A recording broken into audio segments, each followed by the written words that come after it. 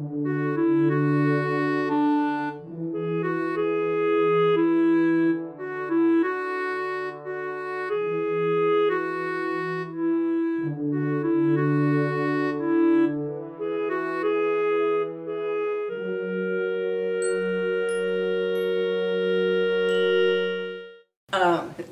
grandmother's name was Clara Boxstruck Dunlap. My grandfather's name was Orrin Thomas Dunlap.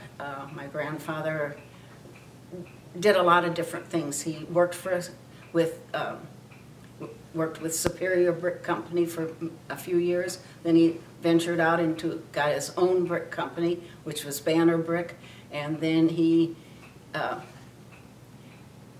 started Madison Construction Company, which he built roads around in Illinois. He also went to Louisiana and built roads in Louisiana. Don't ask me why he went there. No, nothing was ever told to me why he went there. But he was also in the military in the Spanish-American War. And I think he was always called Major by a lot of people, but he really got the rank of Colonel before he got out of the war. Well, I'd like to introduce myself. I'm Max and Lydia Altenreeb's daughter, and Max and Lydia were one of the first builders of a house, a recreational house on Hollyhock Lane. The address is 146 and the house is still there.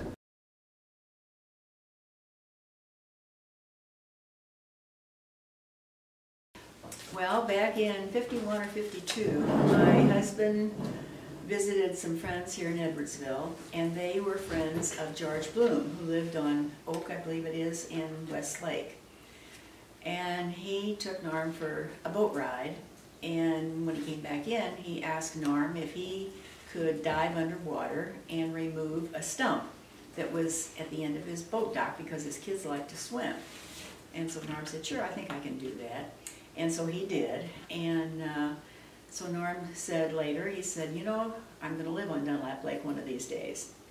So in '74, we came up here to the Edwardsville and took a drive around the lake, and we saw this little wooden sign, hand-painted, sticking on the grass, and it said the lot was for sale. So we contacted the people who lived in Granite City, and they met us up there at a later time, and so we purchased that lot on July the 23rd, 1954.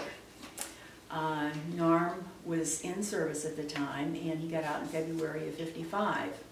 And he came up to pay his Lake Association fees. And I believe there was an office on Franklin where they were doing business at the time. And he went in and talked to Mr. Turner. And he found the map on the wall and asked Mr. Turner if the lot next door to us was for sale, and he said yes. And so Norm says, well, how much would that lot be? And he said it would be $750. Well, when we bought the first lot, there was no water behind our lot. And unbeknownst to Norm, while he was in service, they came in and they dug out an arm right behind us. And so Norm paid his association fees and went back and got the money and came back, and Mr. Turner told him, he said, you know, he said, I really got in trouble for quoting that price. He said, because there's now water behind those lots.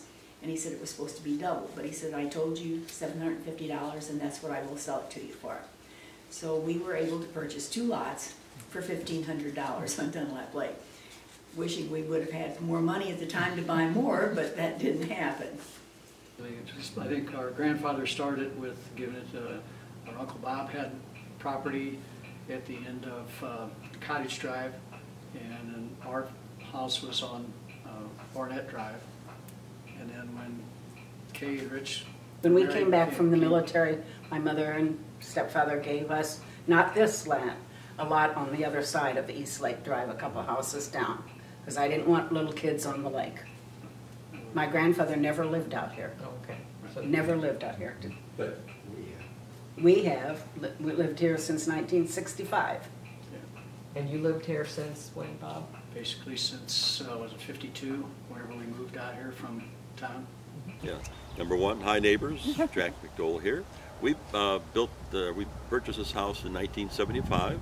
or not this house, we lived down on West Lake Drive, a two-bedroom home, and since 1975, so we've been on this lake for 44 years. Back then, the subdivision wasn't even in the city. It was country living. We had the McDoodles. They had a barn across the lake with cows and horses, and chickens and roosters. So every morning we woke up with the sound of roosters crowing. So we were out in the country. It was we loved. So far, we love it. Every 44 years we lived on the lake. I'm from Staunton, Virginia. My lovely wife is from Bunker Hill. So when we got married, we came to the big city of Edwardsville. So we've been in Edwardsville, oh gosh, 48 years.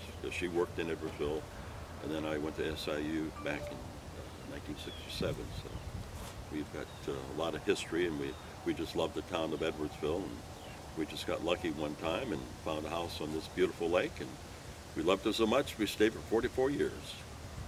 And we've been married almost 60 years, and we've been living on the lake. I've been living on the lake since 1965. My wife has been living here longer than that, 1952 or so, except for a short period of time when I was in the service, in about 3 years. And I've been elected to take care of some of the records of the family, and one of the things I have here is that Grandpa Dunlap established his prices on the lots, and it depended. If he had a long waterfront, good view, and location, it was 12 cents a square foot. And if a medium waterfront, topography not quite as good, and it was 11 cents a square foot. So then if you had more waterfront than the width of the lot, then it was 10 cents a square foot. And it went on down into the smaller lot sizes were 4 cents a square foot. So if you figure out the square footage of your lot, their lots were pretty cheap. I can remember when not Mel Wilson, the realtor was selling lots. You could buy a lot for $400 in Dunlap Lake. That was probably in the 50s, probably 1950. So, been a lot of changes.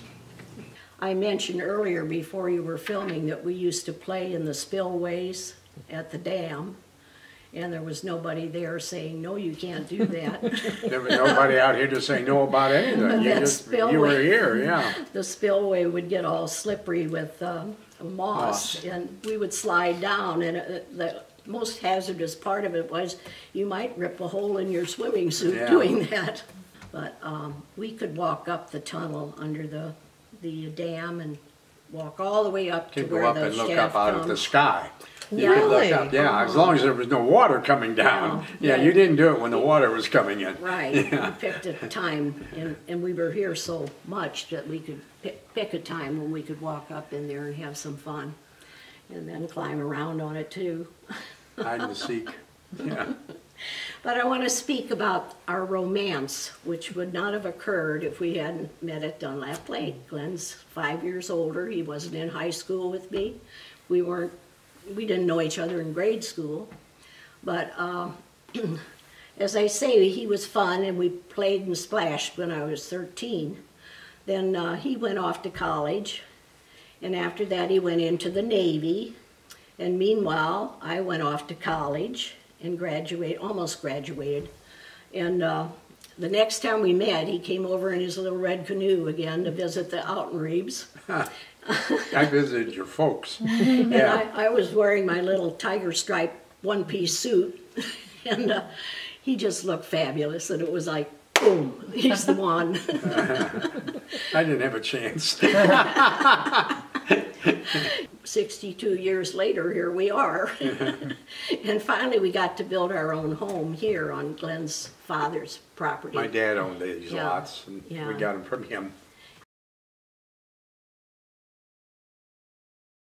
In 1982, the subdivision sued the gun club in order to evict them off the lake. That was a reminiscence of what we're going through with our dredging issues. There was a lot of, we had these meetings, and there was a lot of arguing between the people that wanted to keep the gun club on the lake and the people that wanted it gone. And the subdivision sued the gun club and won, and evicted the gun club out of the subdivision. And part of the suit was they had to clean up the lead that was being shot into the lake. So that was the first dredging that we ever did. They dredged the lead out of the lake back there where North Shore is now. The people, the opponents that wanted to keep the gun club here were bitter, but with time it was the right thing to do, especially now that we have North Shore where it was. It was a beautiful gun club, by the way. It was the right thing to do. It was definitely outgrown the area, because it was when they actually were shooting, they were also hitting Dale Miller's house with the shot. So it was time for them to go. As you probably all know, there was no city water and no sewers out on the lake.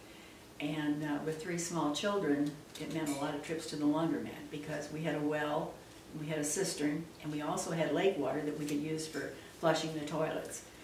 And when company would come, everyone was told, take it easy on the water situation so we wouldn't run out of water.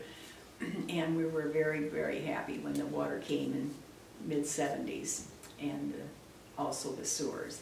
That saved the lake, because so many people were not doing their thing to take care of the sewage.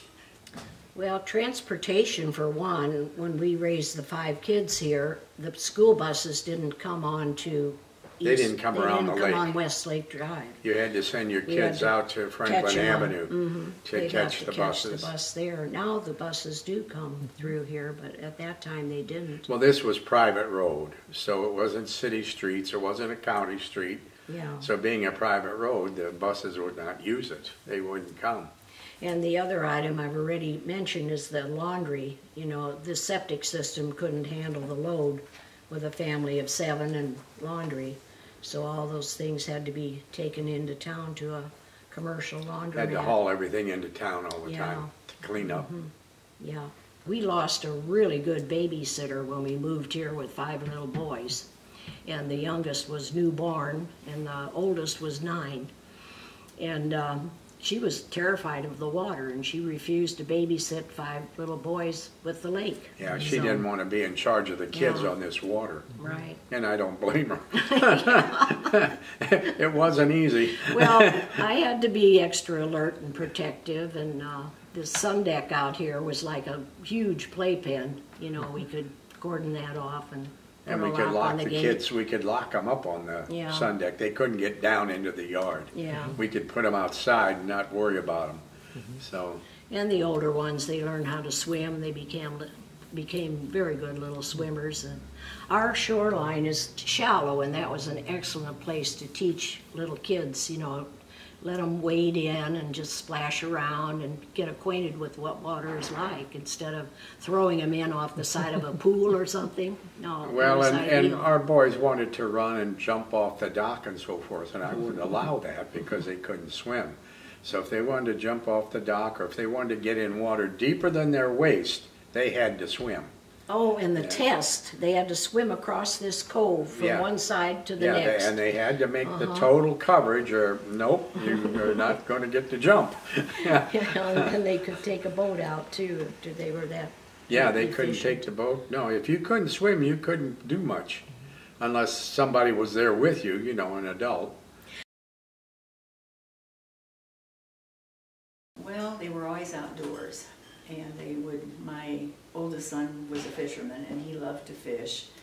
They would always camp because there were no houses across the street, so they would have campouts across the street and bring kids from town out, ride bicycles, and just basically enjoy the outdoors. Well, we purchased a southern home, and it was a pre-cut home, and they came out in August of '55 and erected the house in one day. When they left, the roof was on with the shingles, the doors were in and locked, the windows, And then it was up, excuse me, to finish the inside of the house. And we were married in September of '55 and moved into the basement. And Norm got sick about 6 weeks later, and so we had to leave and go to Collinsville for a couple of months. And so family and friends helped finish the inside of the house so we could move back in. We have 3 children. They were all born and raised here on the lake. Had a lot of fun. We had wonderful neighbors. Well, it was summertime, and the first weekend we were outside, and our across the street neighbor was in the empty lot next to us. So all of a sudden we heard this big bang. It was a shotgun, and he was proceeding to shoot some snakes on the lake. And I don't think that'll be would be looked highly looked at. Today's law enforcement might come out and find him out there with a shotgun shooting snakes. I don't think that's going to be allowed. So that was quite an adventure. Well, welcome to the country living. And then one of the things is Gerber Road and Goshen Road. All they were roads that got us to the granary, the Wonder Bread store, the bargain center, the Whistle Stop, and the Old Moose. So that's all that was out there. Nothing, there's, as you can see now, so many subdivisions, but back then it was just country roads. Just to get you to point A to point B. Well, as a kid, it was just so much fun, you know, with just having the lake there. We were swimming through the summer. When the ice or lake would freeze and have ice in the winter, we could play out on the ice, skate, learn how to skate. Just fishing, I think just every kind of activity that you could do outdoors, for me, that was just so much fun. And we had an area that there wasn't a whole lot of houses when I was a young kid, and so we had kind of the run of the neighborhood, and just, to me, it was just a great place to be. We used to go, my whole high school class, or almost all of my class, used to come out here and swim, not at our property, at someone else's property on West Lake Drive. And I ice skated out here and boated out here, don't fish.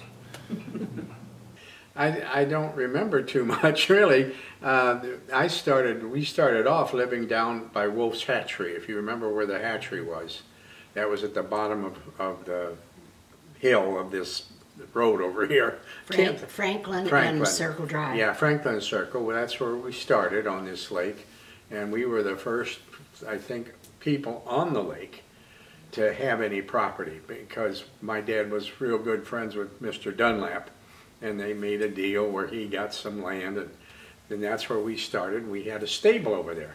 We kept our horses over down the hill and, you know, let them run, and they would go get in, swim in the water. The horses would, and but nobody was drinking the water. It was just water for the people that wanted to get into it. And that's where we started, and eventually we ended up out here. We used to have a neighborhood when we lived in our other house across the street, and I always remarked that we had a lot of children in the neighborhood. At one time, counting my children, I could throw a baseball and it would land in the yards of a total of 32 kids. And they used to have baseball games, and they'd go fishing. They would get fish hooks in them. They'd get bit by dogs, and it seemed like I always had to take them to the doctor because parents weren't at home or something. But it was a pretty exciting time. And one day, my own daughter, it was Father's Day, and I received a fishing lure, and it had a guard on the hook, the treble hook, so you wouldn't get stuck. Well, she had to look at it. She pulled it off and stuck the hook in her finger and had to take her to the hospital to get the hook cut on. I've enjoyed living here for a long time. We've always had a lot of good friends and Good neighbors. Good neighbors. Yep. I enjoy the fishing. My wife enjoys the boating, so we do some of both. Well, we raised two great gentlemen, John and Spencer. John's 40, Spencer's 28, and just having them being exposed to this lovely nature we have. We have all 4 seasons. We have great summers. We got great falls with great color in the trees, In the wintertime, we've got fowl. Gosh, we have thousands of geese coming in and leaving every day. It's just a beautiful sight. So just having them raised in that environment has just been terrific for us. Oh, the old town boat. They'd have a small little band playing at, was it usually 4th of July? And it would kind of cruise the lake. It was Used just an to be- old barge that was built.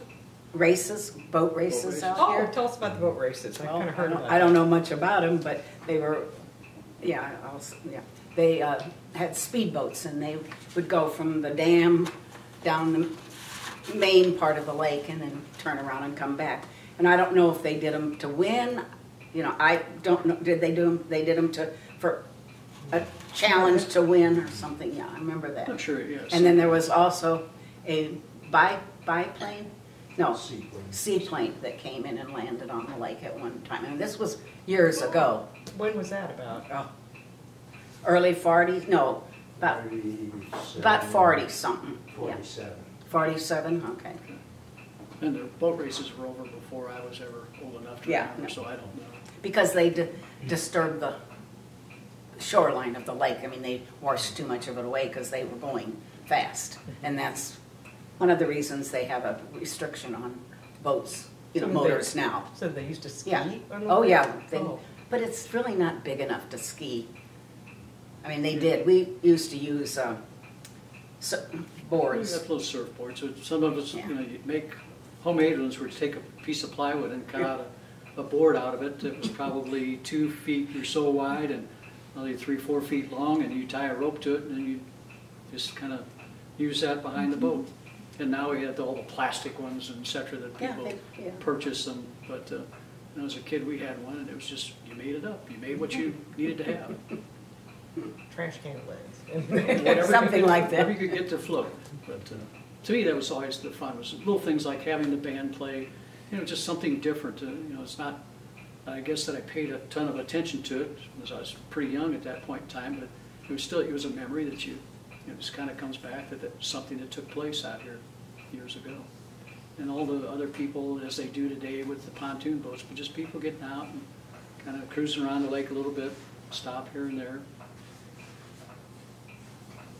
On the city, the large boat docks, and maybe there'd be a gathering of some people there from their family or whatever. Maybe once in a while, if you knew the people, you'd stop off and talk with them for a little while, party with them for a little bit. The weekends, drink and stay.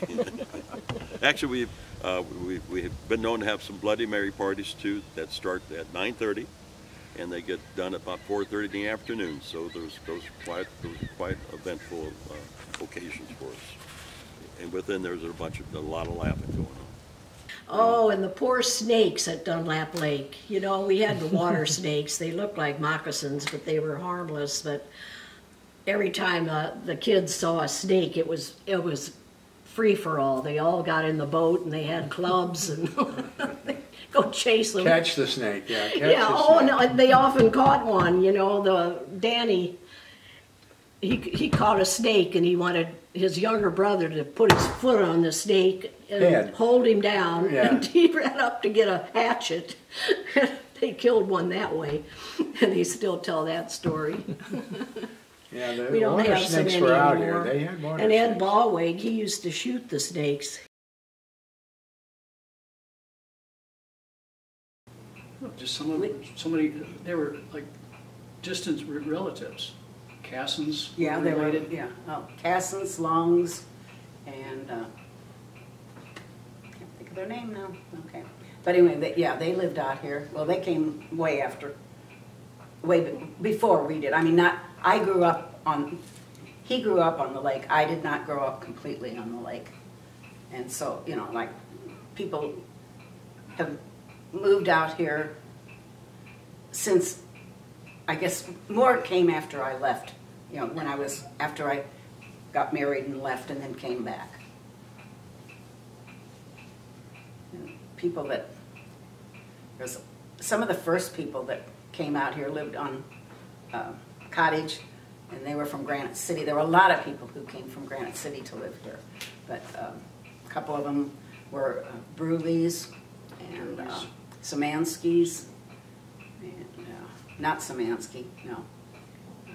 what was, There's Bruley and Durleys lived. Yeah. They were, I think, were related in some. they fashion. were brothers or sisters, I don't remember which. They had to be sisters because they were, you know. Yeah, I can't remember. The people lived in the first house on the cottage on the right-hand side, the White House.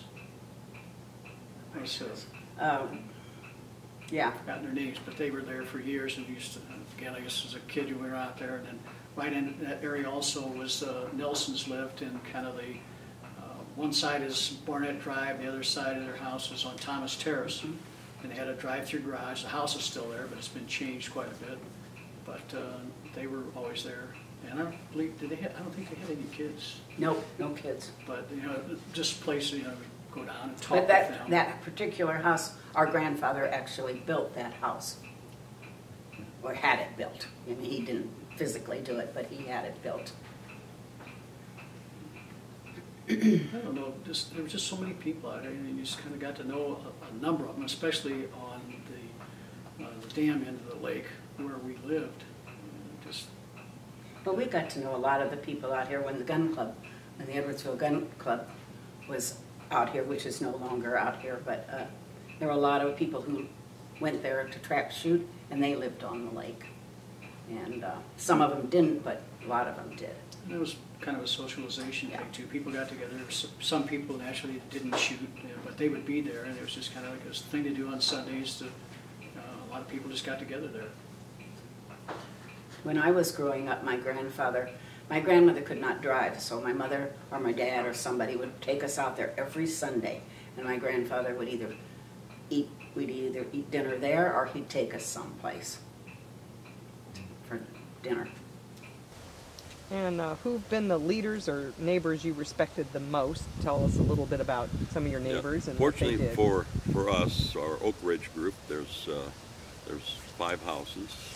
Pam Neinswager with Mark Rich. Then we got Ted and Linda Mitchell. And then we got Tom and Sharon Andre.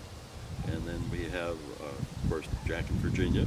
And then Rick and Cindy Newhouse. And we've all been here for more than 25 years, and we all get along, thank goodness, because this is a small area, and we all get along very well. So it's really nice. We had one set of neighbors, and they were basically almost family to us. It was Wen and Marie Pass. They lived next door to us. They built the house next door, and they were just wonderful. They were always giving things to our kids. Their children were a few years older than ours, and so they were handing down baseballs, basketballs, bicycles, and they just were practically our family. We had a lot of university professors that lived around us, and they were all really very friendly. We just had a great community of friends. We think that we're the 3rd generation of this lake. The first generation was the Dunlaps, the Coltises. The next generation was the Metcalfs and Ellsworths, and those all, everybody paid forward. Okay, and then the 3rd generation came in, which is my neighbors and the Vanyos, they all came in. And I think, and now we got a 5th generation, and we got to all be committed to pay it forward. It's going to cost us money to maintain this lake, but I want that 6th and 7th generation to enjoy that lake as much as this lake as much as we have. So I believe it's time to pay it forward.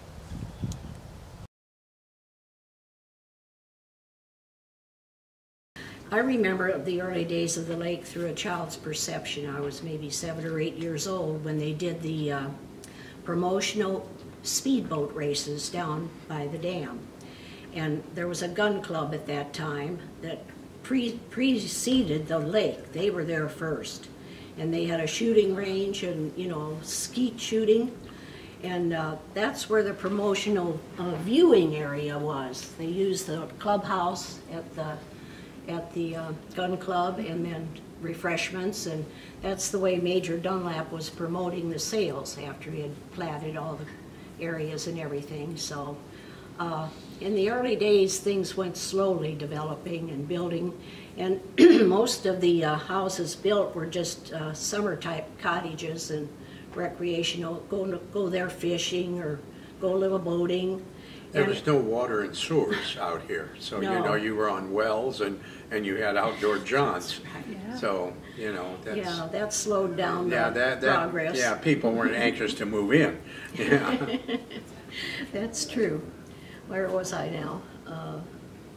Well, anyway, Dad built the concrete block or house over there, and he had an extra lot as well. And on that lot, he built a tennis court, and it was hard surface, and it had a fencing all around it, and it was lighted by 4 floodlights at night. And it attracted Glenn. He was 5 years older than I and my brother, and Well, and I played tennis in high school, Yeah, so tennis yeah. was my thing. so that's Yeah. that's how we met early on, and I was like 12 or 13 years old.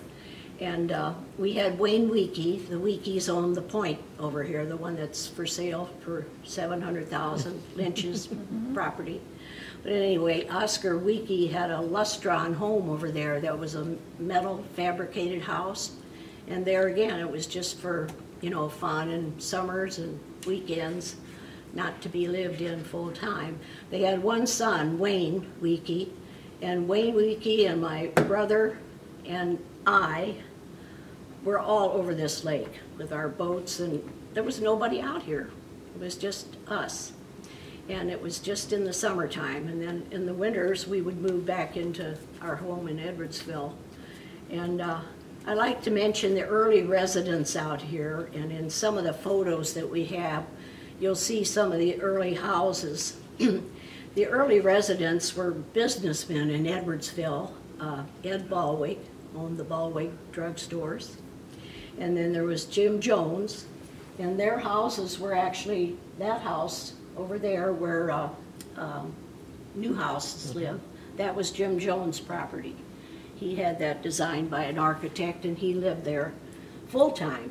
And then Ed Baldwin had the house on over here, and it He remained. owned up to the street. He Yeah. owned all the way from the he street owns, out, He owns all the that whole land. peninsula. Yeah. So anyhow, that's the way it went. And there was Bud Shepherd. He had a home on Westlake. It's still there. The Hendersons live in it, Pat and George Henderson. But that house is visible when you stand on my mom and dad's old property and look from the south side of Hollyhock Lane across the lake. You'll see that house up on a ridge. And we have a photo of it here somewhere. Oh, the Weekeys had the point, that whole point there, and a beautiful gazebo and dock and diving board and one son.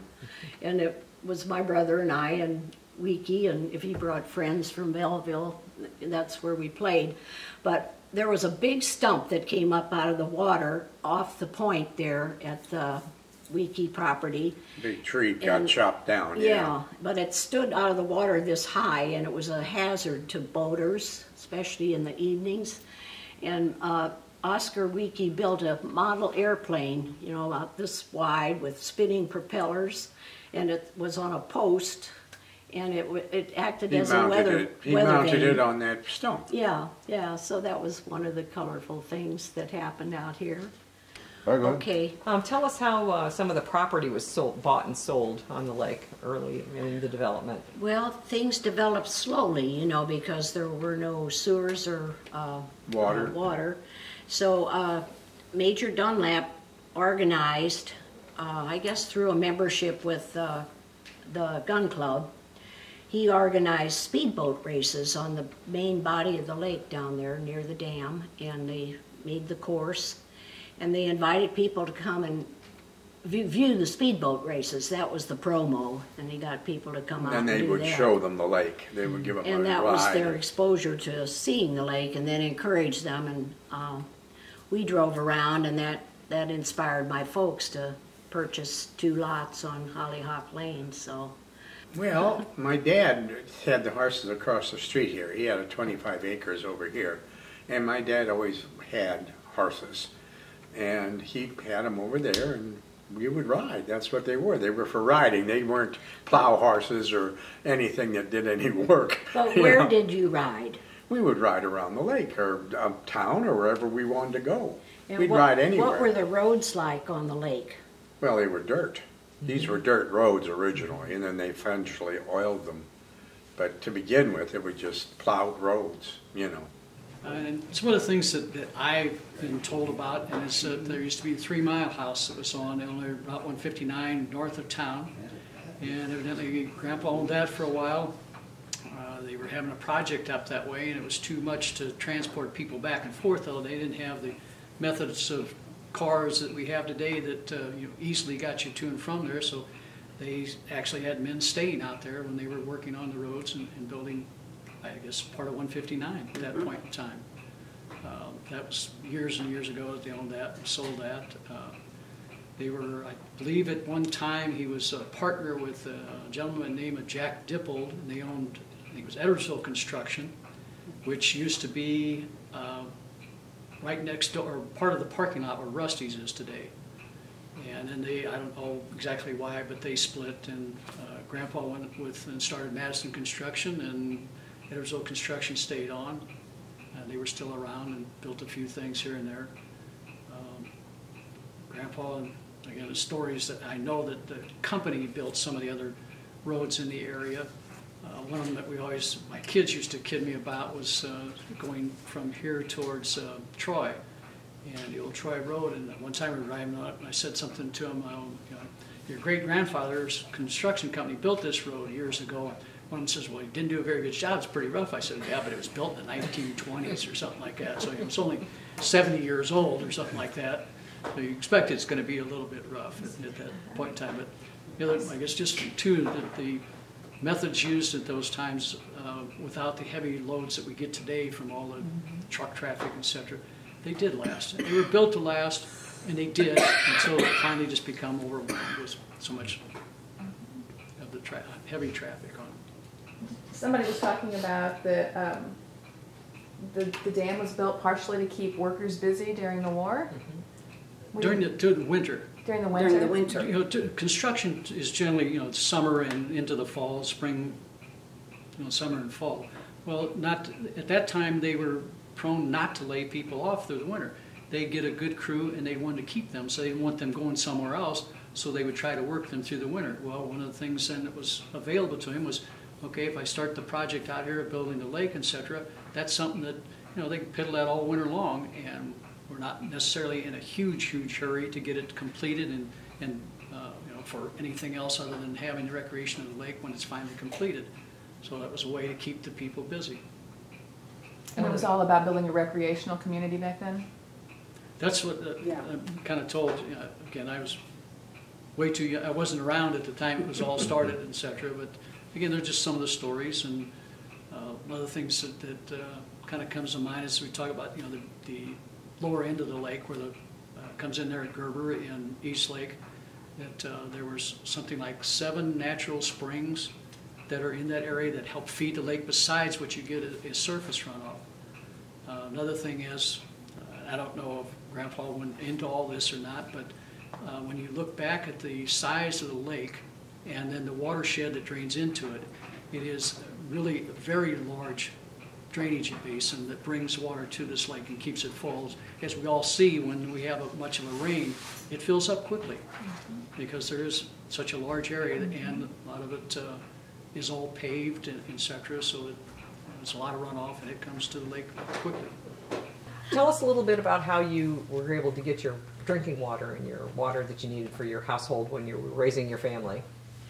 Oh, well, Glenn and I insisted we would not build or live on Dunlap Lake unless there was city water. And lo and behold, Glenn's father built a house on the property across the street. He owned a big acreage over there. And he paid to bring a water line up Franklin Avenue, and it ran it across to his home, which is pretty close to our home.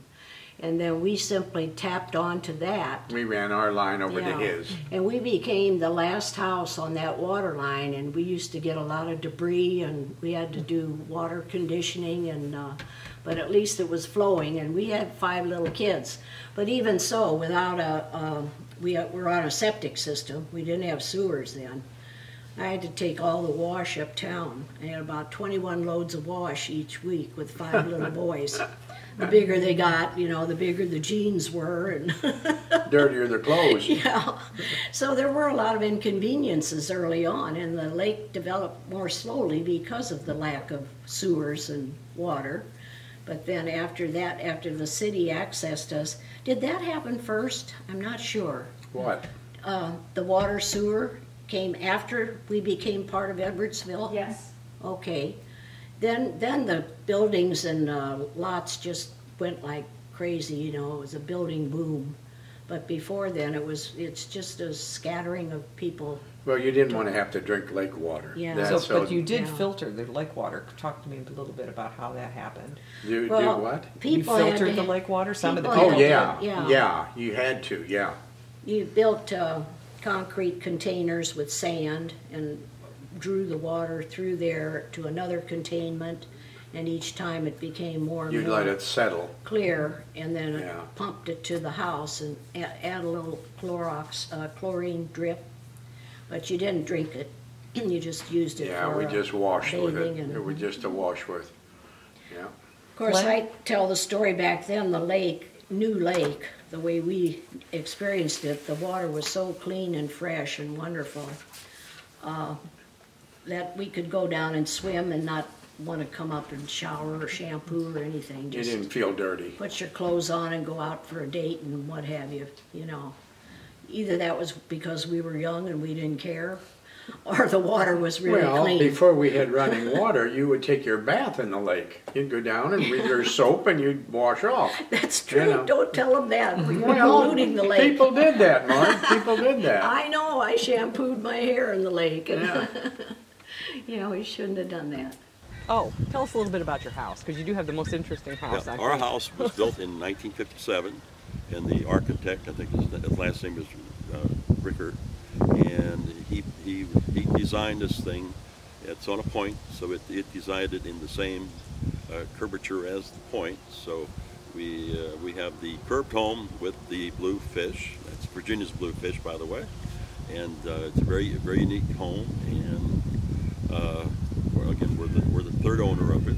So the original owners had it built, and it took a long time because there's not a square corner in it. So it took a long time to make sure that that the measurements were correct, and it's very unique. You hang a mirror and you won't see what you expect to see because everything's on an angle. And, we love it. It's a very unique home, and we're very fortunate that we knocked on the professor's door. He was an SIU professor. Probably six months later, he came and knocked on our door and said, "Hey, I'm going to retire. Would you want to buy my house?" And we went down there and we talked about it, made a deal, and here we are. And 35 years later, we're still here. Well, we started out with a fishing boat, and when people would come to visit, it was just not the greatest way to show people the lake by using a fishing boat. And it was in the 70s that we were able to purchase a pontoon boat, and that was really great because you could take friends out and just really enjoy the lake. It's been a great place to raise the family, and it's so close to town, so many conveniences. And right now, all three of my children live on East Lake Drive. I have a son that lives next door to me. My daughter lives about 5 houses down, and another son about 10, 12 houses down, and then next to him live my brother-in-law and sister-in-law. Oh gosh. So it's become a family affair.